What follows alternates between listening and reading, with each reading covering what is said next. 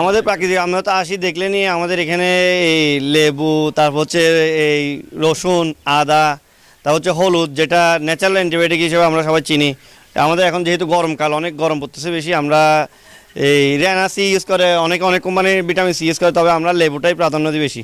লেবুটা দিলে আপনার ওজনও ভালো আসবে, আপনার সব দিক দিয়ে উপকার। আদা আদা যখন পেট খারাপ হয়, বদহজম হয়, মানুষ যেভাবে আদা খেলে ভালো হয়, আমরা সোডা, তারপর হচ্ছে আদা, এগুলো হচ্ছে আমরা ইউজ করি। ওইগুলো দিলে মুরগির পেটও ভালো থাকে, হজম শক্তি ভালো থাকে। এইটা দিয়ে আমরা চিকিৎসা করাতে মানে আগ্রহী। ওজন অবশ্যই ভালো হবে, অ্যান্টিবায়োটিক খাওয়ালে তো ওজন ফল করে, ওজন কম আসে। তবে আপনি যদি আদা, রসুন, যখন কফ আসে বেশি, শীতকালে বেশিরভাগ আমরা সময় রসুন ইউজ করি, তো তখন ওয়েটটা খুব ভালো ওয়েট আসে। গরমের মধ্যে লেবুতে ভিটামিন সি থাকার কারণে শরীর ঠান্ডা থাকে, রক্ত রক্ত সঞ্চালনও খুব ভালো থাকে, খুব স্ট্রং শক্তিশালী মুরগি হয়, রোগ প্রতিরোধ ক্ষমতা অনেক বৃদ্ধি পায়। ওদের যে কোনো ধরনের ভাইরাস আক্রমণ থেকে ওরা বেঁচে যায়। আমি অবশ্যই মনে করি সিন্ডিকেট আছে,